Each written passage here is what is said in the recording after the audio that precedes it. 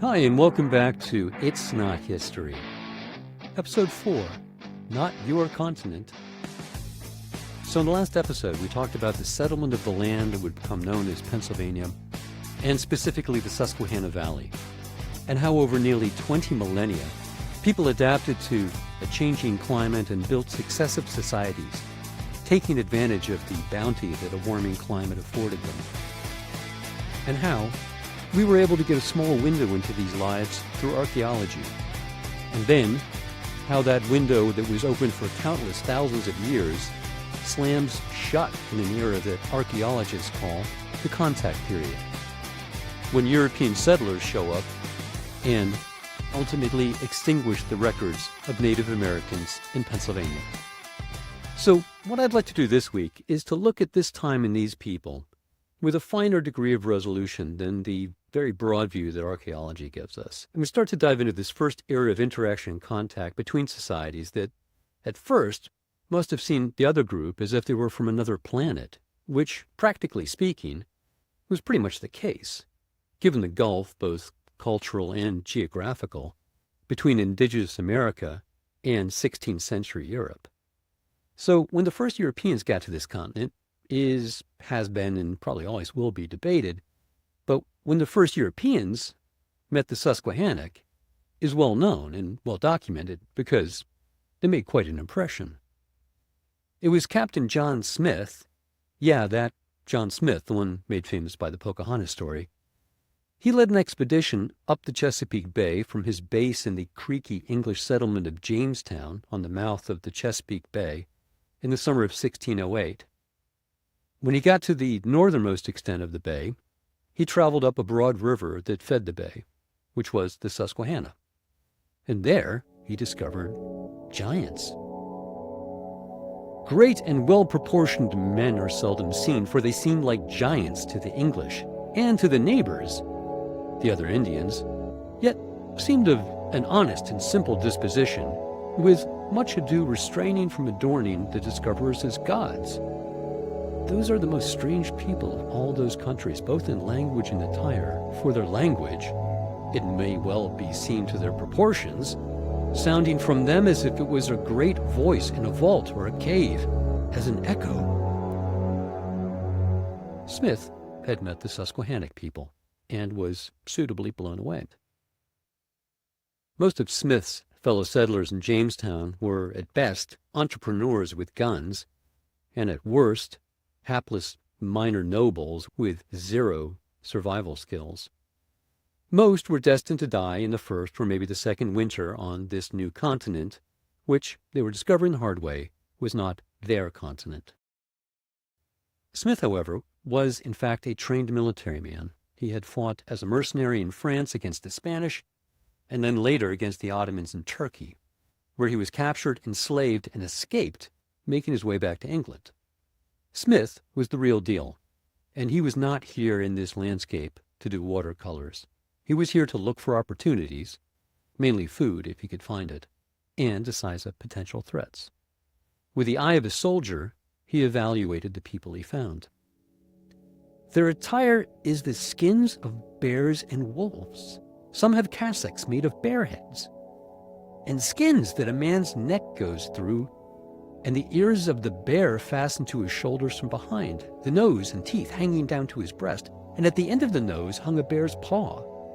The half-sleeves coming down to the elbows were the necks of the bears, and the arms through the mouth with the paws hanging at their noses. One had the head of a wolf hanging on a chain for a jewel.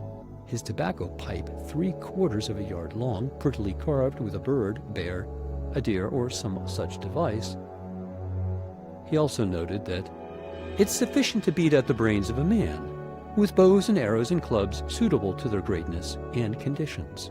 And they can make near 600 able mighty men, and are palisaded in their towns to defend them. Again, clearly, Smith was not here in this landscape to do watercolors. He was sizing up the locals and rated the Susquehannock as trade with, but do not with. He was definitely a man of his time, and his observations and outlook were a foreshadowing of what was to come. At this point, however, to be European on the American continent was to be heavily outmaneuvered, outnumbered, and outmatched in every department. Outmaneuvered politically and diplomatically, outmatched with regards to agriculture and food, and by far, far outnumbered. This was, and would remain for most of the next 200 years, a decidedly indigenous continent. The English on the east coast of the Americas had tried to establish a foothold, but barely got a toe in. All the while starved in droves or died from diseases that they mostly brought with them. They failed to make sense of a complex web of Indian nations, native economy, diplomacy, and allegiance, and for most of a century, they failed to move more than a few miles inland from the beaches that they landed on. And whatever advances they did make, they did so only with the supervision and approval of a broad and deep native political machine, one whose workings eluded them for a generation. Historian Pekka Hämäläinen describes it like this in his book, Indigenous Continent. Quote, because European empires invested power in the state and its bureaucracy, whereas native nations invested power in kinship, from the beginning, European arrivals judged Indians on European terms. Kinship could be a source of great power, and indigenous nations possessed advanced political systems that allowed for flexible diplomacy and war-making, forcing Euro-Americans to accept native ways, native sovereignty, and native dominance. So the first settlers were essentially entrepreneurs with guns, not soldiers, not diplomats, guys with boats and maps, maybe, sent by European investors to find something. And the results spoke for themselves. The English saw what their Catholic rivals, the Spanish and Portuguese, were able to do in the Americas, which was send whole fleets laden with gold and silver from Meso and South America back to Europe. And quick note, while we generally associate Spanish plunder with gold, it was in fact silver, extracted from mines in Mexico by the enslaved remnants of the Aztec Empire, that made up the vast majority of this extracted wealth. So much silver, in fact, 48,000 tons, that it permanently remade the European economy, triggered massive inflation, and changed it from a medieval barter economy to a monetary, trade-based economy. And so, if the Spanish Catholics could do it in Meso and South America, why couldn't English Protestants discover the same success in North America? It turns out there were plenty of good reasons why not.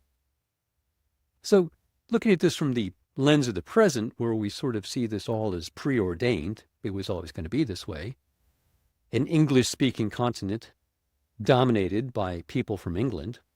But if you look at it through the lens of the mid-1600s, of all the nations voted most likely to take control of the North American continent, England wouldn't have been on the top of the list, or maybe even made the list. Spain and France were much, much larger, both geographically and economically, and even the Dutch, whose country was many times smaller and much of it below sea level, had a bigger economy per capita than England. And so when the English did get there, what they mostly discovered was their shocking lack of resources and preparation, combined with a complete inability to feed, clothe, and shelter themselves. They came for the gold and silver, and stayed for starvation, hypothermia, and disease. The first settlement was established in 1585 on the coast at a place called Roanoke in present-day North Carolina by Sir Walter Raleigh, a favorite of Queen Elizabeth I. Within a few years, most of the settlers, including the governor, returned to England. 2 years later, a ship sent to resupply the remaining settlers found the Roanoke settlement empty. The inhabitants vanished. No trace has ever been found. In 1607, a group of investors called the Virginia Company of London funded the next settlement on the Chesapeake Bay, which was named Jamestown after King James I. While it survived, and is generally considered the first permanent English settlement in the New World, it was hardly fit for a king, or anyone for that matter. When a ship returned in 1608 to resupply the colony, they found that out of the 500 settlers left behind the year before, only 150 had survived the winter. English settlement in the north by mainly religious refugees in what became known as New England fared better. The reason for this was simple. The Europeans had been preceded by European diseases.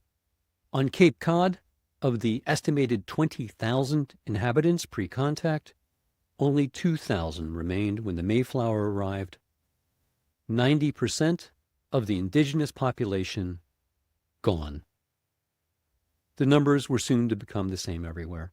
So when the first English arrived, they were met with the survivors of a trauma greater than anything experienced in Europe, many times greater than even that of the Black Death in Europe in the mid-1300s.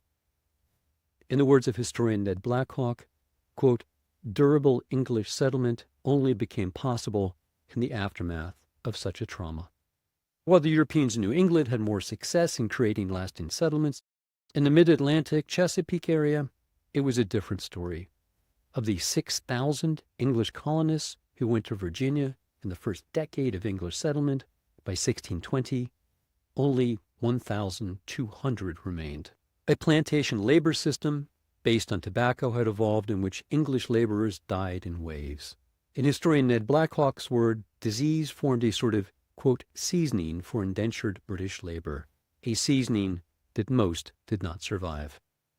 At the same time, Native people in the Americas had their own internal issues, because a nation of unmatched power, complexity, and depth was rising in the world, one that had nothing to do with Europe or with the Europeans. In the north, between the Great Lakes and the Atlantic coast, the Haudenosaunee, a confederation of Iroquois-speaking people, was established over an area greater than any European power in North America or Europe. The Iroquois was an alliance of nations. Formed in the pre-contact period, this group was composed of the tribes of 5 individual Indian nations: the Mohawk, Ojeda, Onondaga, Cayuga, and Seneca.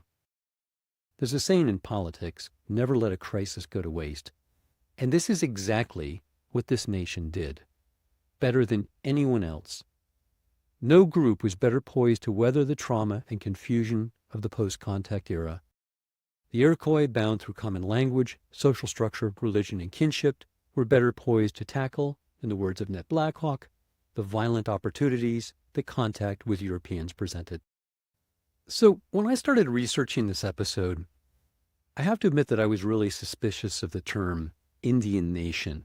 It felt like a way to put a Eurocentric structure on something that wasn't. But what I've become aware of, looking at the depth of resources and long-standing sophistication of the way that the Haudenosaunee directed diplomacy, waged war when necessary, and managed an economy, and were the equals, if not the superior, of all Euro-American powers for centuries, the term nation feels hollow. Empire is a better way to think about it. It was an empire bound by, in the words of Pekka Hamalainen, quote, kinship. An all-pervasive sense of relatedness and mutual obligation became the central organizing principle for human life. Kinship was the crucial adhesive that kept people and nations linked together in the Haudenosaunee Empire. So, while the English floundered, a more sustainable model was being implemented by the Dutch. Their model was tried and true: trade, trade, and only trade. No converting souls, no settlement, and leave politics to the locals. Since 1609, the Dutch East India Company had been trading in Japan, and after the expulsion of the aggressively Christian Portuguese, they had obtained an exclusive trading concession from the Tokugawa shogunate. This was, save for the Dutch trading post in Nagasaki, a country completely closed off from the rest of the world. So if the Dutch could make it work in Japan, a land with a dynamic society with shifting and complex social structures, maybe they could make it work in North America, a land whose indigenous societies were no less complex or dynamic. If they could make it work in the Americas, they stood to make a fortune. They could, and they did. The Dutch approach was pragmatic. They only wanted small concessions and the right to trade without fear of molestation, and exclusive rights if they could get it. Both Japan and America were vast territories where there were granted trading concessions and enclaves on the coast. They were fine with that. They were not here to discover, plunder, or convert. They were here for business. In the words of Hamalainen, uninterested in converting and civilizing the Indians, the business-minded Dutch treated Indians as customers and trading partners. Dutch Indian policy was persistently practical. Dutch merchants quickly determined where the power lay and acted accordingly, forging close ties with those in power. and it paid off. The Dutch opened Fort Nassau on the Hudson River in 1614, open for business with a few dozen employees, some soldiers, mostly businessmen. One of the most sought-after commodities was, and would remain, beaver pelts, the skins of beavers. More on that in just a minute. The other was clamshells. In the words of Pekka Hämäläinen, quote, "Clamshells were the raw material for wampum beads, which were sacred to many Eastern Indians. They painted them with various colors, strung them into belts that were used in religious ceremonies to proclaim social status and to stabilize border relations." The Dutch attitude toward all this was probably, great, whatever. However, wampum also served as currency.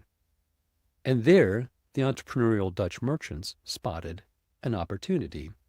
And so here, with clamshells, is the first attempt to destabilize native culture.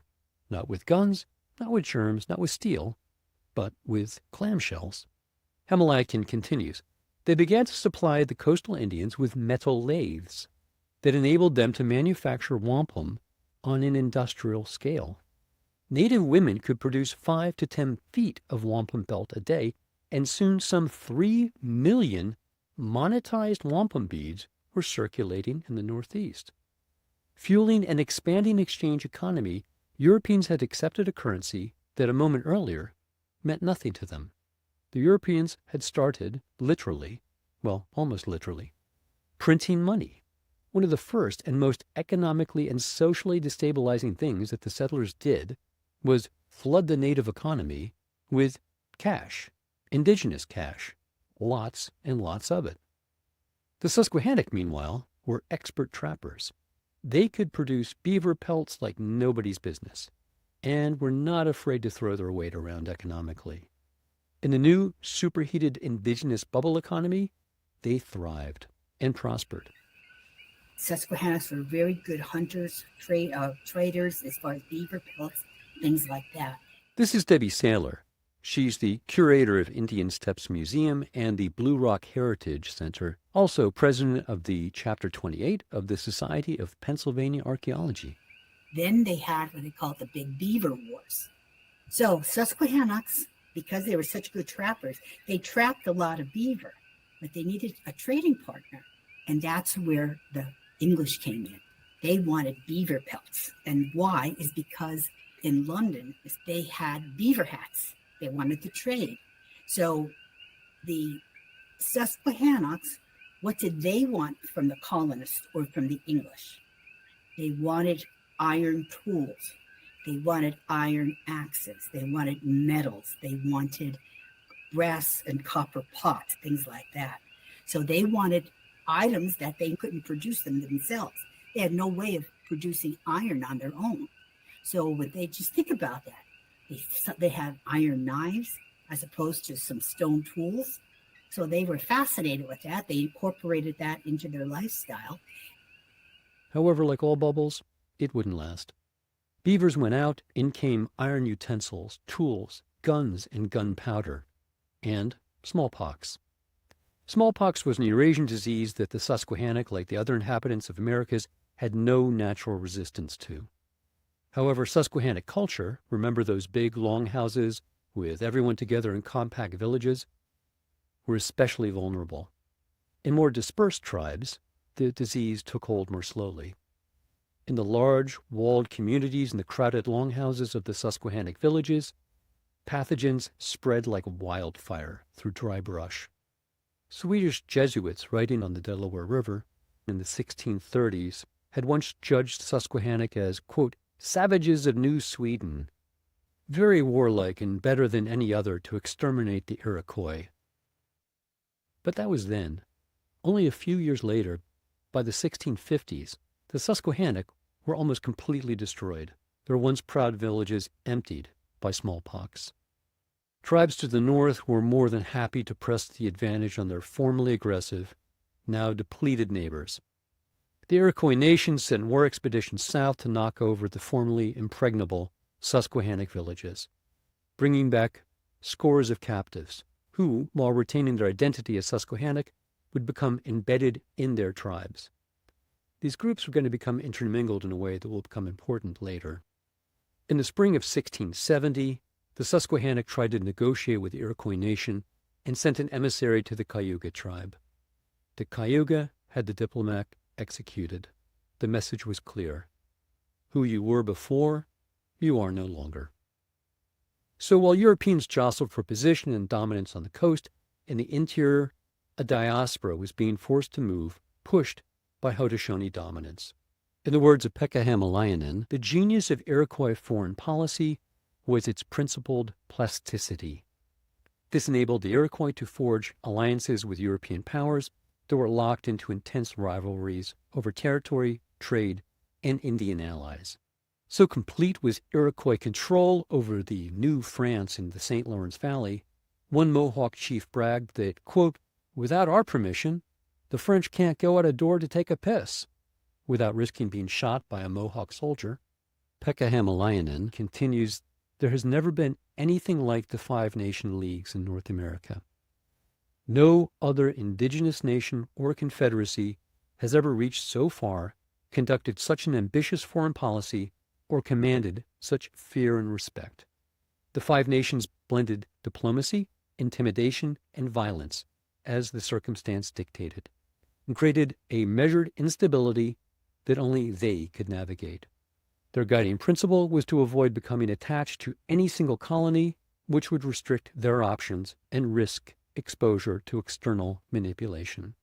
This pressure to the north of the Susquehannock was irresistible, and the newly expanding settler pressure to the south brought the Susquehannock into an uneasy, asymmetric alliance with the expanding Iroquois Empire. So soon, joint Iroquois and Susquehannock war parties swept the shores of the Chesapeake, absorbing compliant tribes and destroying the non-compliant.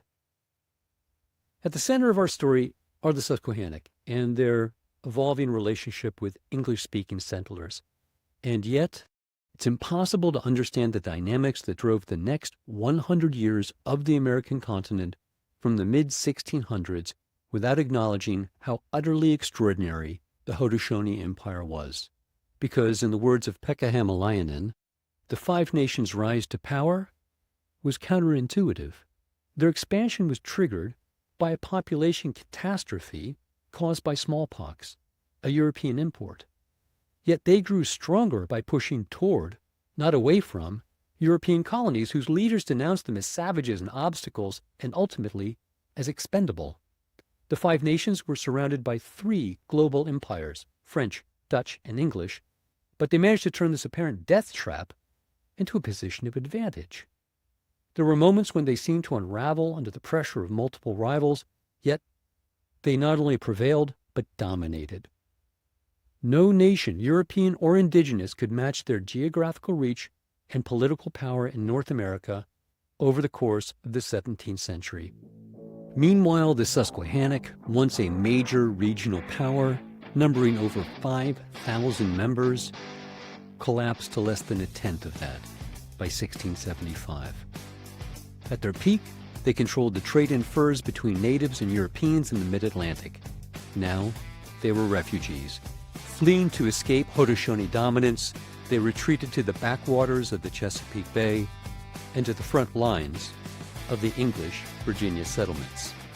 Next time on It's Not History, we'll see what happens when the Susquehannock become exiles in the Chesapeake Bay and the targets of America's first populist politician. So join us. I'd like to thank our guest, Debbie Saylor, and also author and historian Pekka Hamalainen. His recent book, Indigenous Nation, has been absolutely indispensable in making not just this episode, but this series. You can find a link in the show notes. Theme music is by Evgeny Sorokin. You can find show notes, photos, and more at itsnothistory.com. Please remember to subscribe and let me know what you think in the comments section. And take a moment to share it with someone you like. They will thank you for it. Thanks for listening.